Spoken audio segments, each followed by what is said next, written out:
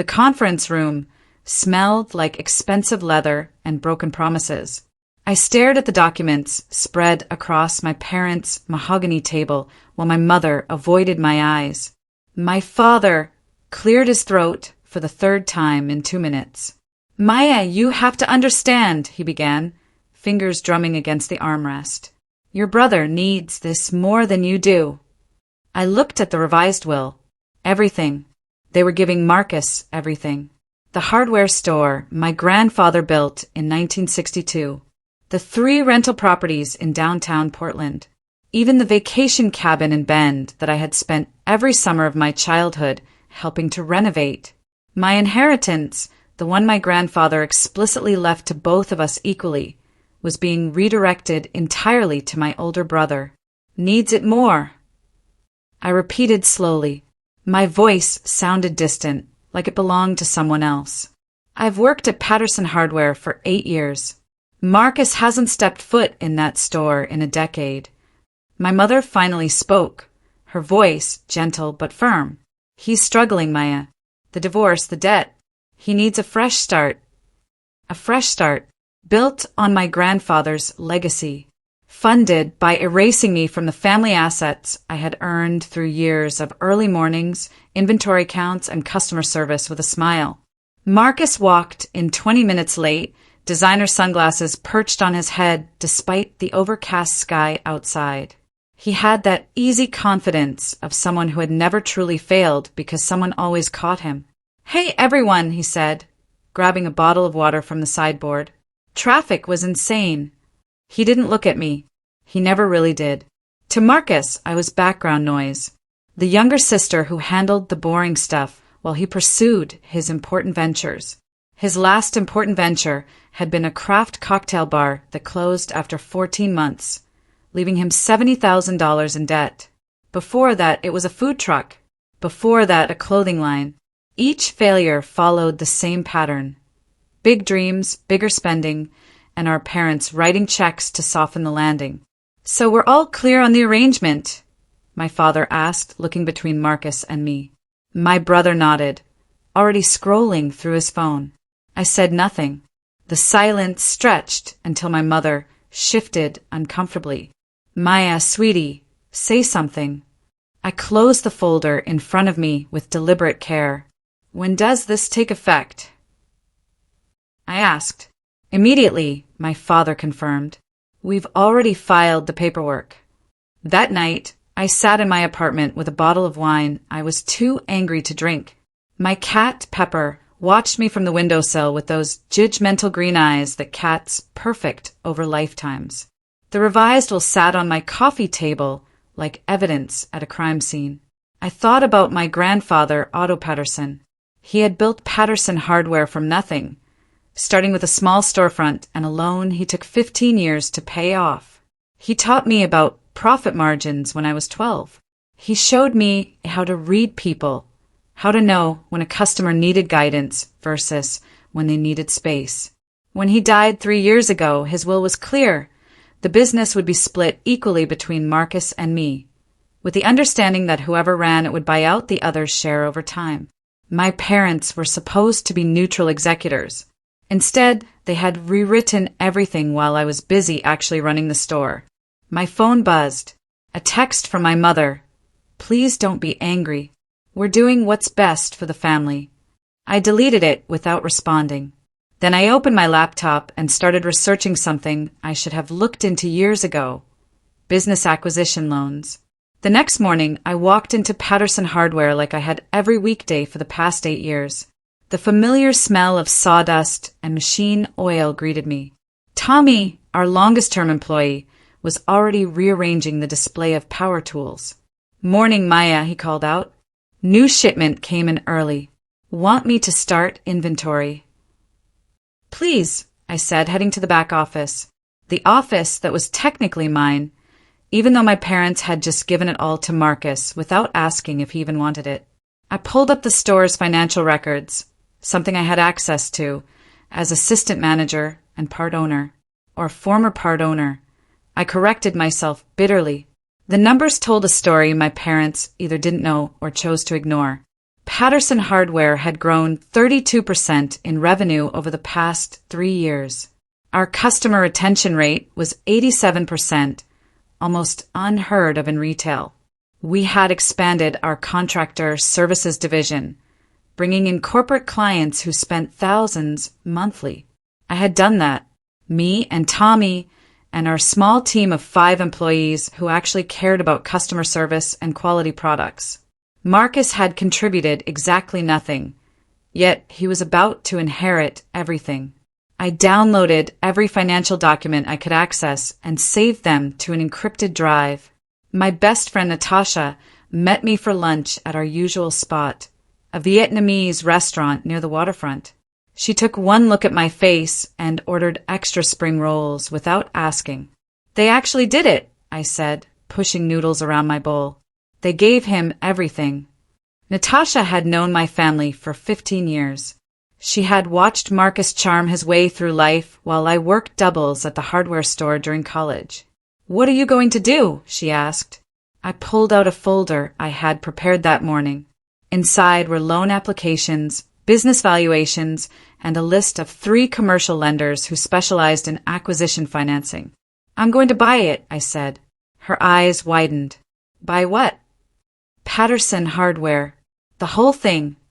She stared at me like I had suggested robbing a bank. "Maya, that's your family's business. Your parents will never sell to you." I smiled for the first time in 24 hours. They won't be selling to me. They'll be selling to Marcus. And Marcus is going to need cash desperately very soon. Natasha leaned back, a slow grin spreading across her face. "You have a plan." "I have the beginning of one," I corrected. "But yes." I spent the next week moving carefully. I showed up to work on time, smiled to customers, and acted like nothing had changed. Meanwhile, I met with a business attorney named Caroline Wells who specialized in small business acquisitions. "Your situation is complicated," Caroline said, reviewing my documents. "Ethically, I mean. They're family." "Family who erased me from my inheritance," I replied. "Is what I'm planning legal?" She nodded slowly. "Legal, yes. Your brother will own the business free and clear once the estate transfer completes. He can sell it to whomever he wants. If you can secure financing and make a competitive offer, there's nothing improper about the transaction itself." "But," I prompted, "but your parents will see it as a betrayal. And if your brother accepts your offer, it means he values cash over keeping the business in the family. You need to be prepared for the fallout." I thought about my mother's text, about my father's uncomfortable silence, about Marcus scrolling through his phone while they handed him my future. "I'm prepared," I said. Caroline pulled out a contract template. "Then let's structure an offer he can't refuse." Marcus took over as official owner of Patterson Hardware 3 weeks later. My parents threw him a small celebration dinner that I was invited to but declined, claiming a stomach bug. Tommy texted me that night. "New boss showed up for 2 hours today. Spent most of it taking photos for Instagram. Is this really happening?" I responded, "Unfortunately, yes. Hang in there." What I didn't tell Tommy was that I was watching Marcus's social media carefully. He posted constantly about his new role as CEO and owner of a legacy Portland business. He posed with tools he couldn't name. He talked about exciting new directions and modernizing the brand. The comments were enthusiastic. His friends congratulated him. Business influencers he tagged actually responded. Marcus loved attention, and he was finally getting it for something that looked legitimate. I gave it 3 months before the reality of actually running a business became boring. I gave it 2 months before he started looking for an exit strategy. I was wrong on both counts. It took 6 weeks. The first sign came when Marcus started missing scheduled vendor meetings.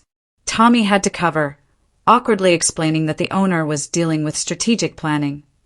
The second sign was when payroll was late for the first time in Patterson Hardware's 60-year history. I covered it with my personal funds, telling Tommy to keep it quiet. The third sign was the email Marcus sent to all staff at 11 p.m. on a Thursday, exploring exciting partnership opportunities. Big changes coming soon. Natasha called me immediately after I forwarded it to her. He's going to sell, she said. Not yet, I replied. He's going to try to franchise it or bring in investors. He thinks he can cash out while keeping ownership. Can he? Not without destroying everything my grandfather built. I pulled up the financial projections Caroline and I had prepared. But he's going to try. And when he fails, when investors laugh him out of meetings because he has no business experience and can't answer basic questions, that's when he'll be desperate. And that's when you make your move, Natasha finished. Exactly. Marcus scheduled a mandatory all-staff meeting for the following Monday. I showed up 15 minutes early to find him pacing nervously in the conference area we used for contractor consultations. He had a PowerPoint presentation loaded on his laptop. This would be entertaining. The team assembled: Tommy, our inventory specialist, 2 sales associates, our bookkeeper, and me. Marcus cleared his throat exactly like our father did when uncomfortable. Thank you all for your dedication to Patterson Hardware, he began, reading from notes. Today marks the beginning of an exciting transformation. He clicked to the first slide, Patterson Hardware Plus. The plus was in a different font and glowed unnecessarily. I've been in talks with a venture capital firm about expanding our brand, Marcus continued. We're looking at opening 5 new locations across Oregon and Washington within 18 months. Tommy glanced at me. I kept my expression neutral. To fund this expansion, we'll be implementing some immediate changes. Reduced inventory overhead, streamlined staffing, and updated pricing structures that reflect current market conditions. Translation: layoffs, cheaper products, and higher prices. Everything my grandfather would have hated. After the meeting, Tommy cornered me by the lumber section. He's going to destroy this place, he said quietly. Those venture capital people, if they even exist, they'll strip us for parts. I had already looked into the firm Marcus mentioned. They specialized in acquiring struggling retail businesses, implementing cost cuts, and flipping them within 2 years. Patterson Hardware wasn't struggling, but it would be once Marcus finished with it. Tommy, I said carefully, if someone made a fair offer to buy this business, someone who actually cares about maintaining what my grandfather built, would you stay on? His weathered face softened. Maya, if you're asking what I think you're asking, I'd work here until I was 90 if it meant keeping this place real. Good, said, because I need you to do something for me. Over the next hour, I explained my plan. Tommy would continue working normally, but document everything. Marcus's absences, his poor decisions, any conflicts with vendors or customers. We needed evidence that Marcus was damaging the business, making it worth less with each passing week. You want to lowball him, Tommy said, understanding dawning. I want to offer him exactly what the business is worth after his mismanagement, I corrected, which will be substantially less than what he thinks. The venture capital deal fell apart 6 weeks later, exactly as I predicted. The firm had done basic due diligence and discovered what I already knew. Marcus had no retail experience, no business plan beyond expansion, and no understanding of the hardware industry's razor-thin margins. They passed with a polite rejection email. Marcus called our parents immediately. I knew this because my mother called me the next day. Your brother is going through a difficult time, she said. The expansion plans didn't work out. That's unfortunate, I replied, keeping my voice neutral. Maybe he should focus on running the existing store well before trying to expand. Maya, he's under a lot of pressure. The divorce, the debt, and now this. Your father and I are worried. Something sharp twisted in my chest. You weren't worried about pressure when you gave him my inheritance, I said quietly. Silence on the other end. Then that's not fair. No, I agreed. It's not, but it's accurate. I hung up before she could respond. Then I texted Caroline, he's going to need money soon. Are we ready? Her response came immediately. Offer is prepared. Just say when. Marcus started cutting costs aggressively. First, he reduced our inventory by 40%, insisting we could operate on a leaner model. Customers started complaining that we never had what they needed. Then, he eliminated our contractor discount program, the one that brought in our highest margin sales. 3 of our biggest commercial clients took their business elsewhere within 2 weeks. Tommy documented everything in a shared folder I could access remotely. Each poor decision, each lost customer, each frustrated employee interaction. The evidence was damning. Patterson Hardware's revenue dropped 23% in 3 months under Marcus's leadership. I watched the numbers with a mixture of satisfaction and heartbreak. This was my grandfather's legacy bleeding out, but it was necessary. Marcus needed to be desperate enough to sell, and the business needed to be devalued enough that I could afford it. My financing was approved, a business acquisition loan backed by my personal assets and future earnings, combined with a small business administration guarantee. The numbers worked if I could acquire Patterson Hardware at 65% of its former valuation. At current trajectory, we would hit that mark in approximately 4 more weeks. The breaking point came on a Tuesday morning in November. I arrived at Patterson Hardware to find Marcus screaming at Tommy about a vendor payment that had bounced. Our lumber supplier had cut off our credit line.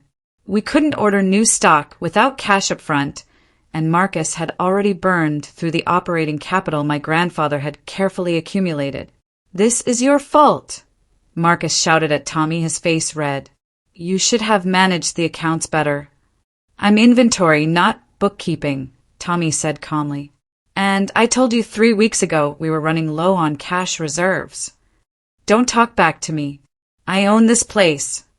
I stepped between them. "Marcus, can I speak with you privately?" He turned his anger toward me. "What do you want, Maya? Come to gloat." "To offer you a solution," I said evenly. His expression shifted from anger to suspicion. "What kind of solution?" I handed him a folder I had been carrying in my bag for 2 weeks, waiting for exactly this moment. A purchase offer for Patterson Hardware, all assets, existing inventory, property lease, and brand rights. He stared at the folder like it might bite him. "You want to buy the store?" "I want to save it," I corrected, "before you destroy it completely." Marcus threw the folder across the office. Papers scattered like accusatory confetti. "This is insane," he said. "You're offering $400,000 for a business worth over $1 million. I picked up the papers calmly and straightened them. "I'm offering $400,000 for a business currently worth about $500,000 and dropping every week. Check comparable sales in the area. Look at your revenue trends. This is a fair offer based on current performance." His jaw worked silently. He knew I was right, but admitting it meant admitting failure. "Dad gave this to me," he finally said. "It's my inheritance." "Actually, it was mine too," I replied quietly, "until they decided you needed it more. Now you're running it into the ground, and in 6 months, it'll be worth nothing. You'll still have $70,000 in divorce debt, no income, and a failed business on your record." I let that sink in. Then I played my final card. "I'm offering you cash, Marcus. Enough to clear your debt and have money left over to start whatever comes next. You keep trying to run this place, and you'll lose everything. Take my offer, and you walk away clean." He stared at the numbers. I could see him calculating, weighing his pride against his desperation. "I need to think about it," he said finally. Marcus took 3 days to think about it. 3 days during which I barely slept, checking my phone constantly for his response. Caroline assured me the offer was solid. Natasha reminded me I had backup plans. But I wanted Patterson Hardware, not for revenge, though that was a sweet undercurrent. I wanted it because I had earned it, because I had spent 8 years learning every aspect of that business, because my grandfather would have wanted me to have it. On Friday evening, Marcus called. "I'll accept your offer," he said without preamble. But I have conditions. I'm listening. Mom and Dad can't know you're the buyer until after closing. I'll tell them I'm selling to an investment group. You stay anonymous until the paperwork is final. I smiled. He was ashamed. Good. Agreed, I said. What else? I want payment within 30 days. Cash wire transfer, no delays. Done. Anything else? He was quiet for a moment. Why are you doing this, Maya? You could just let it fail and watch me crash. I thought about my grandfather's calloused hands teaching me to measure lumber. About Tommy's loyalty. About the customers who had trusted Patterson Hardware for generations. Because someone has to protect what actually matters, I said. Even from family. The next 4 weeks were a carefully choreographed performance. Marcus announced to our parents that he was selling Patterson Hardware to a private investment group called Cascade Ventures, LLC. This was technically true. Cascade Ventures was a limited liability company I had created specifically for this purchase, with me as the sole member. My parents were devastated. My father called Marcus and yelled for 20 minutes about family legacy and responsibility. My mother cried. Neither of them called me. I attended the closing meeting at Caroline's office wearing a charcoal business suit and my grandfather's watch. Marcus showed up in jeans and a hoodie, looking like he hadn't slept well in weeks. He barely made eye contact as we signed document after document. When the wire transfer completed for $100,000 moving from my loan account to his, Marcus stood up without a word. He walked to the door, paused, and looked back at me. You planned this from the beginning, didn't you? He asked. From the moment they changed the will. I met his gaze steadily. I planned to save my grandfather's business. Everything else was just you being predictable. He laughed once, bitter and sharp. Mom and Dad are going to lose their minds when they find out. I know, I said. He left. The door clicked shut behind him with a finality that felt like winning. I gave myself one night to celebrate. Natasha and I went to an expensive steakhouse and ordered champagne we couldn't afford. To Patterson Hardware, Natasha toasted, and to not letting anyone take what's yours.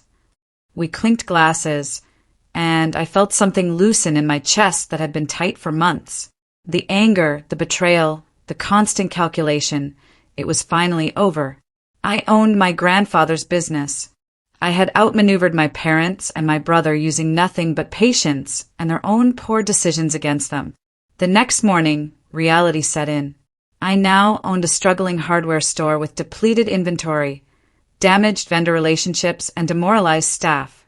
The business I had bought was wounded, and I had 30 days to stabilize it before my first loan payment came due. I called an all-staff meeting for Monday morning. Tommy already knew the truth. I had told him the week before closing, but the rest of the team needed to hear it from me directly. I spent the weekend preparing a presentation that had nothing to do with glowing fonts and everything to do with actual business strategy. Monday morning, I walked into Patterson Hardware as the owner. It felt different somehow, the weight of responsibility settling onto my shoulders like my grandfather's old work jacket. Tommy was grinning by the register. The other staff members looked curious and nervous. Thank you all for coming in early, I began. I know the past few months have been chaotic. New ownership, poor decisions, uncertainty about the future. That ends today. I clicked to my first slide, a photo of my grandfather standing in front of the original storefront in 1962. Patterson Hardware was built on 3 principles: quality products, honest service, and community trust. We've lost sight of those principles lately. Starting today, we're getting back to them. I outlined my plan. Rebuild vendor relationships with immediate payment of outstanding debts, restore inventory to adequate levels, reinstate the contractor discount program, and invest in staff training. No fancy expansion, no venture capital, just solid retail, fundamentals, executed well. There's one more thing you should know, I said. Marcus sold to an investment group called Cascade Ventures. I am Cascade Ventures. This business is mine now. The room went silent. Then Tommy started clapping. Slowly, the others joined in. The first call I made was to our lumber supplier. "This is Maya Patterson," I said. "I'm the new owner of Patterson Hardware, and I'm calling to clear our outstanding balance and restore our credit line." The account manager, a man named Victor, who I had worked with for years, sounded relieved. "Maya, thank God. We heard Marcus sold. Is this legitimate?" "Completely legitimate. I'm wiring payment for the full balance today, plus a 20% advance on future orders." 20%. Victor sounded surprised. "We didn't ask for that." "I know, but Patterson Hardware damaged this relationship, and I want to rebuild trust. Can we start fresh?" Within an hour, our credit line was restored. I made similar calls to our other major vendors, clearing debts and negotiating new terms. By the end of the week, we had inventory orders in process and delivery schedules confirmed. The financial hit was significant, almost $40,000 for my operating capital. But it was necessary. You can't run a hardware store without supplier trust. Tommy supervised the new inventory arrivals personally, his face brighter than I had seen it in months. "Feels like the old days," he said, checking off lumber delivery. "It will be, I promised." My parents found out I was the buyer on a Wednesday afternoon. Marcus told them during what was supposed to be a casual lunch. My mother called me 17 times in a row. I let every call go to voicemail, listening to her messages grow progressively more frantic. "Maya, what have you done? How could you do this to your brother? Call me back immediately." My father's messages were shorter, angrier. "This is unacceptable. We need to talk. Now." I waited until evening to call them back, choosing my timing deliberately. My mother answered on the first ring. "How could you?" she demanded immediately. "How could I buy a business that was legally for sale?" I replied calmly. "Or how could I save the legacy you gave away? You manipulated your brother. You took advantage of him when he was vulnerable." I laughed, a sound without humor. "I made a fair offer for a business he was destroying. Marcus chose to accept because he needed money more than he wanted responsibility. That's not manipulation. That's consequences." My father took the phone. "You will sell that business back to us at cost, or you're out of this family." The threat hung in the air between us. I thought about my grandfather's watch on my wrist, about Tommy's loyalty, about the customers who had already started returning because word spread that Maya was back in charge. "I'm already out," I said quietly. "You made that clear when you erased me from my inheritance. This family chose Marcus over me. Now you get to live with that choice." The silence after I hung up felt enormous.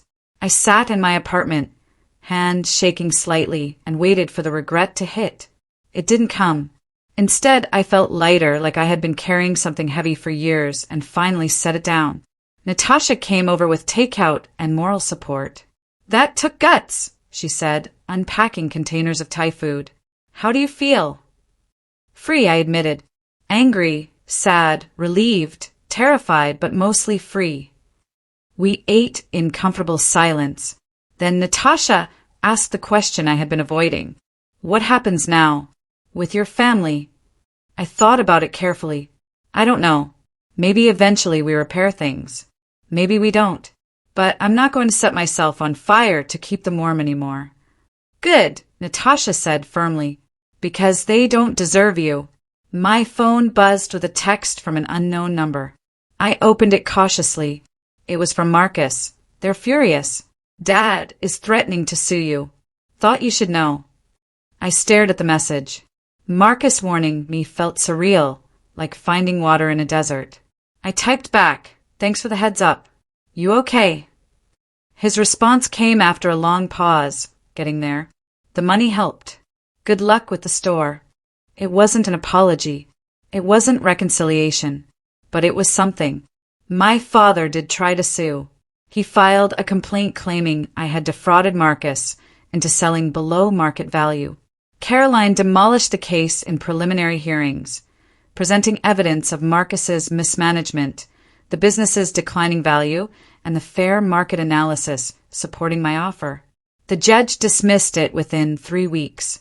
Your father doesn't have a legal leg to stand on, Caroline explained. Marcus was the legal owner. He accepted a fair offer. There's no fraud, no coercion, nothing actionable. What about the moral argument? I asked. That I went behind their backs. Caroline smiled wryly. Morality isn't grounds for a lawsuit. If it was, every courtroom in America would be packed. The dismissal seemed to break something in my parents. My mother stopped calling. My father stopped threatening. They simply went silent, like I had ceased to exist. It hurt more than I expected, but it also clarified things. Their love had always been conditional on my compliance. When I stopped playing the role they assigned me, I became disposable. I threw myself into the business instead.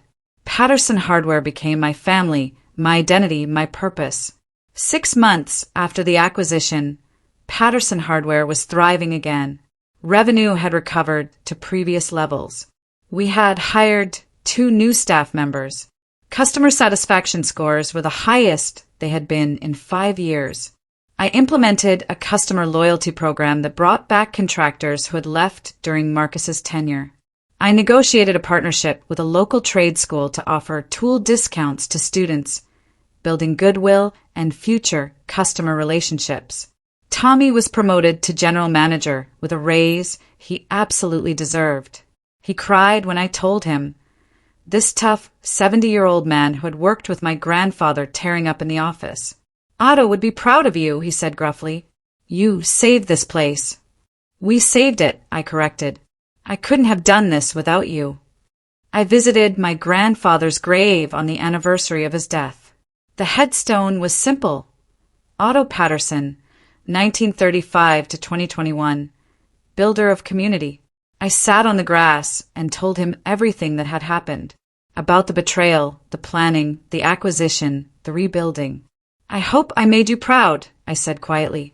The wind rustled through the trees, and somehow I felt like he answered. A year after buying Patterson Hardware, I received an unexpected visitor. Marcus showed up on a Saturday afternoon, looking healthier than I had seen him in years. He had trimmed his beard and wore actual work boots instead of designer sneakers. Can we talk? He asked.